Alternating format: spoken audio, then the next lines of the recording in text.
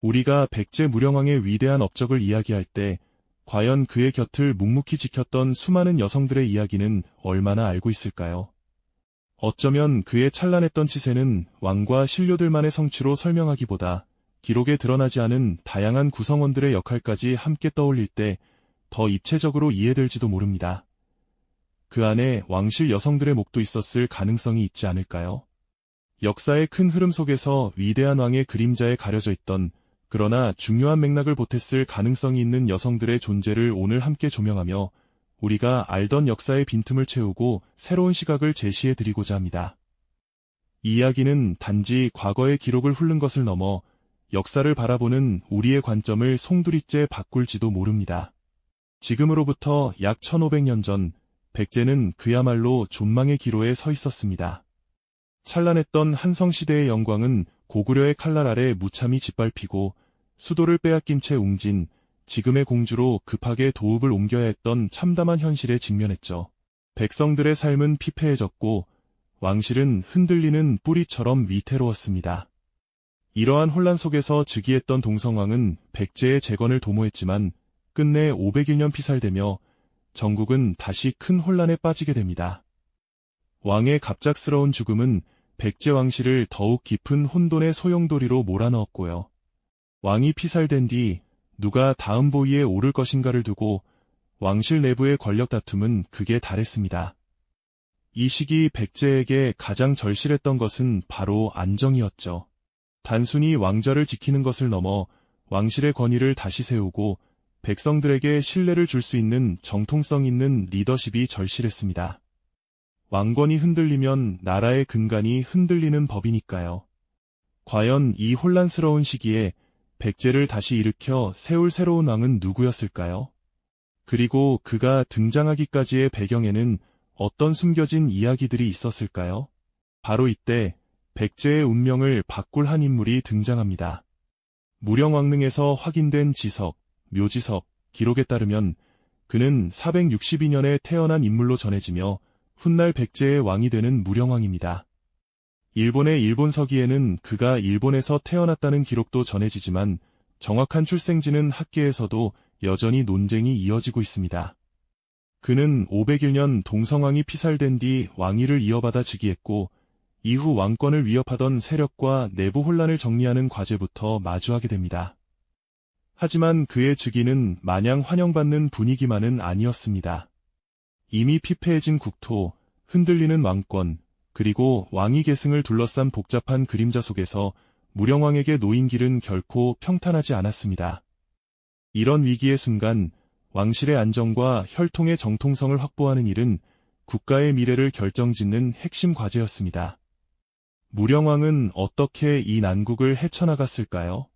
그리고 이 과정에서 기록에는 잘 드러나지 않지만 왕실의 품격을 유지하고 후계자 교육과 국내 질서 유지에 중요한 영향을 주었을 가능성이 있는 왕실 여성들의 존재는 과연 어떤 모습이었을까요? 우리는 종종 위대한 왕의 업적만을 기억하지만 그 뒤편에서 묵묵히 자신의 역할을 다하며 왕권을 든든히 지탱했던 여성들의 지혜와 헌신을 간구하곤 합니다. 무령왕의 등장은 백제에 새로운 희망을 불어넣는 중요한 전환점이었지만 동시에 수많은 난관을 극복해야 하는 시작점이기도 했습니다. 백제의 재건을 향한 무령왕의 첫걸음, 그 뒤편에는 과연 어떤 보이지 않는 손길들이 함께하고 있었을까요?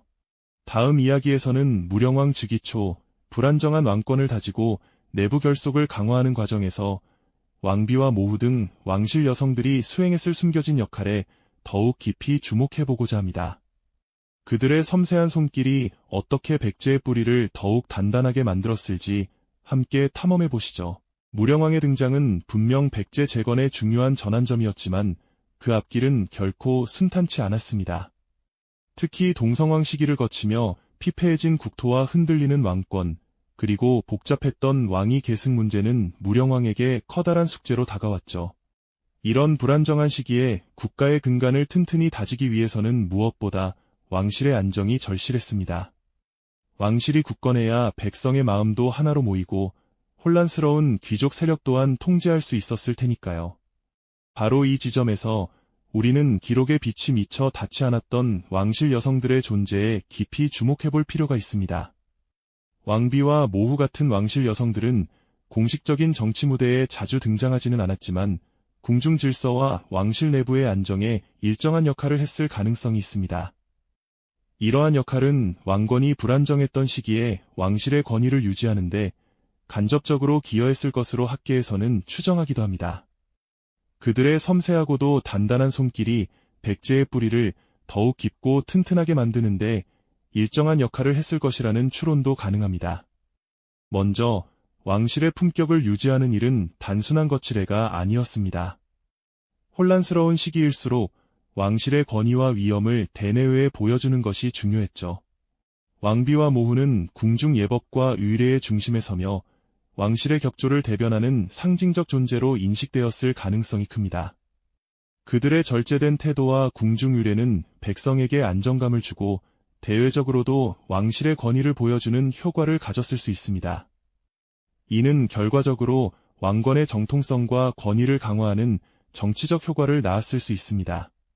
또한 후계자를 양육하는 일은 왕조의 미래를 책임지는 가장 중대한 임무 중 하나였습니다. 왕비는 왕실의 일원으로서 왕자들의 성장 과정에 일정 부분 관여했을 가능성이 있으며 궁중 교육과 예법 속에서 후계자가 성장하도록 돕는 역할을 했을 것으로 추정됩니다. 이는 단순히 자녀를 돌보는 것을 넘어 불안정한 왕위 계승의 혼란을 막고 왕권의 정통성을 확고히 하는 핵심적인 과정이었죠. 건강하고 능력 있는 왕자를 양성하는 것은 곧 백제의 먼 미래를 준비하는 일과 다름없었으니까요.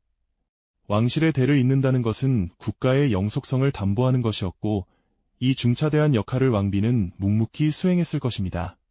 그리고 국내 질서 확립 또한 무령왕의 안정적인 국정 운영을 위한 필수적인 요소였습니다.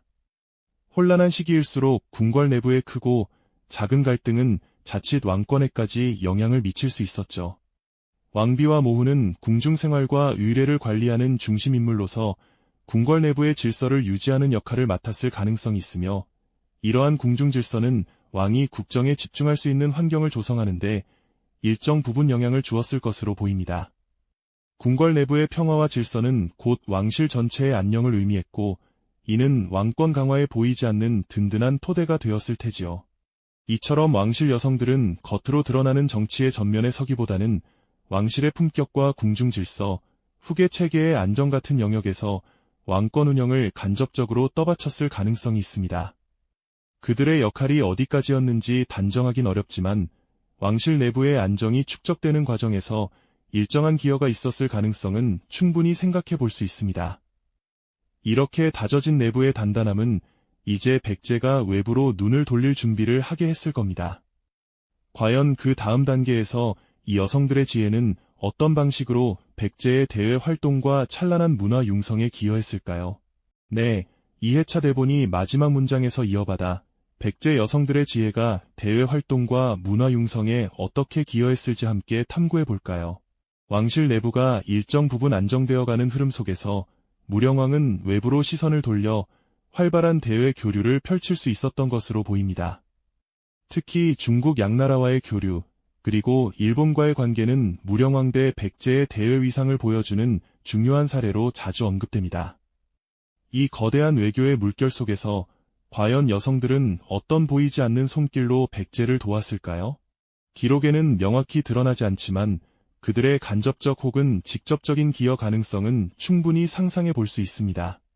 삼국시대에는 왕실 간의 혼인을 통해 정치적 관계를 강화하는 사례가 종종 있었기 때문에 백제 왕실 여성들도 예교적 관계 형성에 일정한 역할을 했을 가능성이 제기되기도 합니다. 이들은 이국 땅에서 백제의 품격과 문화를 대변하는 살아있는 상징이었을 테죠. 그들의 섬세한 처신과 지혜로운 행동 하나하나가 백제의 국익과 명예를 지키는 보이지 않는 외교력이 되었을 겁니다.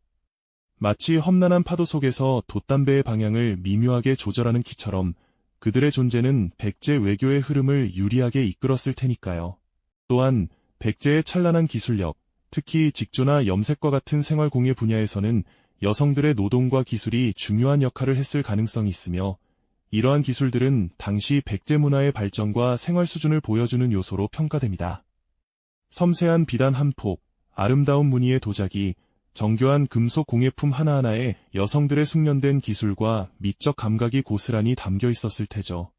이 귀한 기술과 문화는 교류의 물결을 타고 바다 건너 일본으로 혹은 육로를 통해 중국으로 전해지며 백제의 위상을 보여주는 중요한 배경으로 작용했을 가능성이 있습니다. 백제는 일본의 불교 문화와 건축 기술을 전하는 데 중요한 역할을 했던 것으로 알려져 있으며 이러한 문화 교류에는 다양한 장인과 기술자들이 참여했을 것으로 보입니다. 그러한 정교함은 백제 문화의 수준과 미감을 대외적으로 보여주는 중요한 근거가 되었을 가능성이 큽니다. 불교가 확산되는 과정에서도 왕실과 귀족층의 구성원들이 후원과 신앙을 통해 그 수용에 일정 부분 관여했을 가능성이 있습니다. 삼국시대에는 왕실이 불교를 후원하며 국가 통합의 이념으로 활용하는 경우가 많았고 왕실 구성원들 또한 이러한 종교 활동에 일정 부분 참여했을 가능성이 있습니다. 종교적 신념은 백성들의 마음을 하나로 모으고 혼란스러운 시기에 정신적 안정을 제공하며 백제 사회를 더욱 굳건하게 만드는 데 기여했을 테니까요. 사찰에서의 신앙 활동과 후원은 당시 사회에 정신적 안정과 결속을 제공하는 역할을 했을 가능성이 있으며 왕실 귀족층 여성들 또한 이런 흐름에 일정 부분 참여했을 수 있습니다. 이처럼 무령왕대의 활발한 대외 교류와 찬란한 문화 융성은 단순히 왕 한 사람의 업적이 아니라 그 뒤에서 묵묵히 빛을 발했던 수많은 여성들의 지혜와 헌신이 어우러진 결과였을 가능성이 크지 않을까요? 1971년 발굴된 무령왕릉에서 쏟아져 나온 화려한 유물들을 보노라면 이러한 추론은 더욱 강한 설득력을 얻게 됩니다. 왕의 권위를 상징하는 금제관식이나 칼뿐만 아니라 함께 출토된 장신구와 생활 유물들은 당시 백제 상류층의 생활 문화와 공예 수준을 보여주는 자료입니다. 특히 왕비의 부장품으로 보이는 장신구류는 당시 여성 장신 문화와 미감을 이해하는 데 중요한 단서를 제공합니다. 무령왕릉에서 확인되는 금제 장신구류는 당시 상류층의 장신 문화와 공예 기술 수준을 보여주는 자료로 평가됩니다. 특히 왕비의 부장품으로 보이는 장신구는 백제의 미감과 제작 기술, 그리고 상류층 여성의 장신 문화를 이해하는 데 중요한 단서를 제공합니다. 무령왕대의 성과를 더 입체적으로 보려면 왕의 정책과 외교뿐 아니라 당시 사회를 지탱한 다양한 구성원들의 역할까지 함께 떠올릴 필요가 있습니다. 그 안에 왕실 여성과 상류층 여성들의 문화적 영향도 포함될 수 있지 않을까요? 그들의 존재는 역사의 빈틈을 채우고 우리가 미처 알지 못했던 백제의 진정한 모습을 드러내 보여주는 중요한 열쇠가 되어줍니다. 이처럼 무령왕 시대의 찬란한 유산들은 단순히 한왕의 뛰어난 능력만으로 이루어진 것이 아니었음을 우리는 이제 분명히 느낄 수 있습니다. 웅장한 무령왕릉의 벽돌 하나하나에도 그 안에서 잠자고 있던 보물들 속에도 수많은 이들의 땀과 지혜가 스며들어 있음을 말이죠. 특히 무령왕의 위대한 업적 뒤에는 역사의 기록에 뚜렷이 새겨지지 않았을지라도 묵묵히 자신의 역할을 다하며 백제의 부흥을 이끌었던 여성들의 헌신적인 노력이 숨어 있었을 겁니다. 그들의 존재를 제대로 이해할 때 비로소 우리는 무령왕의 치세가 단순한 한왕의 위대함이 아닌 백제 사회 전체가 함께 이룩해낸 공동의 역사였음을 깨닫게 되는 것이죠. 우리가 익히 접하는 역사 기록들은 대개 남성 중심의 시각으로 쓰여진 경우가 많습니다. 왕의 업적이나 장군의 승전보는 화려하게 남지만 그 뒤에서 왕실을 든든히 지탱하고 사회의 안정에 기여했던 여성들의 이야기는 종종 간과되거나 축소되기 일쑤였죠. 하지만 무령왕릉에서 발굴된 유물들을 자세히 살펴보면 당시 백제 여성들의 삶이 얼마나 다채롭고 중요한 역할을 담당했는지를 짐작할 수 있습니다. 섬세한 공예 기술이 돋보이는 장신구들은 단순히 아름다움을 넘어 그 시대 여성들의 뛰어난 안목과 이를 구현해낸 장인들의 숙련된 솜씨를 증명하는 귀한 문화유산이 되어줍니다. 무령왕릉에서 출토된 화려한 금제 관식과 칼은 분명 왕의 권위와 위엄을 상징하지요. 하지만 그 옆에 나란히 놓여있던 정교한 뒷꽂이나 귀걸이, 섬세하게 세공된 목걸이 같은 유물들은 그 시대 여성들이 누렸던 문화적 풍요로움과 높은 예술적 감각을 여실히 보여주고 있습니다. 이러한 유물들은 백제 여성들이 단지 수동적 존재로만 규정되기 어렵고 적어도 상류층 여성들이 문화를 향유하고 미적 기준을 형성하는 데 일정한 영향력을 가졌을 가능성을 시사합니다. 그 시대를 살아간 사람들의 미감과 기술, 그리고 그것을 가능하게 한 사회적 기반이 함께 있었기에 오늘날 우리가 바라보는 백제 문화의 찬란함이 더 또렷하게 드러나는 것인지도 모릅니다. 1971년 무령왕릉이 세상에 그 모습을 드러냈을 때 우리는 백제의 잃어버린 시간을 되찾은 듯한 깊은 감동에 휩싸였습니다. 그 안에서 발견된 수많은 유물들은 과거 백제의 찬란했던 모습을 생생하게 증언해 주었죠. 마치 시간을 거슬러 올라가 당시의 삶을 엿보는 듯한 기분을 안겨주었을 겁니다. 이 유물들을 통해 우리는 무령왕의 업적이 단순히 혼자만의 힘으로 이루어진 것이 아니라 왕실의 안정과 번영을 위해 헌신했던 수많은 여성들의 지혜와 노력이 더해져 완성된 것임을 비로소 이해하게 됩니다. 무령왕의 치세는 정치개혁과 외교활동, 그리고 당시 백제 사회 구성원들의 다양한 노력들이 함께 어우러져 이루어진 성과로 볼 수 있습니다. 우리는 역사의 기록 속에서 여성들의 이름과 구체적인 행적을 찾기 어려울 때가 참 많습니다. 그들의 존재가 마치 안개 속에 가려진 듯 느껴지기도 하죠.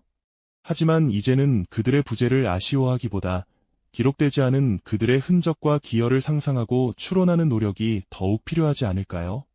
무령왕릉이 우리에게 던지는 메시지는 명확합니다. 역사는 단순히 왕이나 남성 영웅들의 이야기가 아니라 그 시대를 살아갔던 모든 이들의 삶이 켜켜이 쌓여 만들어진 거대한 서사라는 것을요. 특히 보이지 않는 곳에서 묵묵히 자신의 역할을 다하며 시대의 흐름을 바꾸는 데 기여했던 여성들의 이야기는 우리가 미처 알지 못했던 역사의 진정한 모습을 드러내 보여주는 중요한 열쇠가 되어줍니다. 오늘날 우리가 과거를 탐구하는 이유는 무엇일까요? 단순히 옛 이야기를 듣는 것을 넘어 우리가 알던 역사의 빈틈을 채우고 새로운 시각으로 과거를 이해하며 현재를 살아가는 우리에게 어떤 의미를 주는지 되새기기 위함일 겁니다. 무령왕의 위대한 치세 뒤에 숨겨진 여성들의 이야기는 우리에게 깊은 질문을 던집니다. 우리가 역사를 바라보는 시선은 과연 온전한가요? 우리가 미처 보지 못했던 수많은 숨겨진 이야기들이 여전히 존재하며 그들을 찾아 나서는 것이야말로 진정한 역사 탐구의 시작이 아닐까요? 무령왕과 함께 백제의 부흥을 이끌었던 이름 없는 여성들의 발자취는 오늘날까지도 우리에게 깊은 통찰과 감동을 선사하며 영원히 빛날 것입니다. 이 영상이 도움이 되셨다면 좋아요와 구독 부탁드립니다. 여러분의 응원이 제게 큰 힘이 됩니다. 다음 영상에서도 더 유용한 정보를 공유하겠습니다. 감사합니다.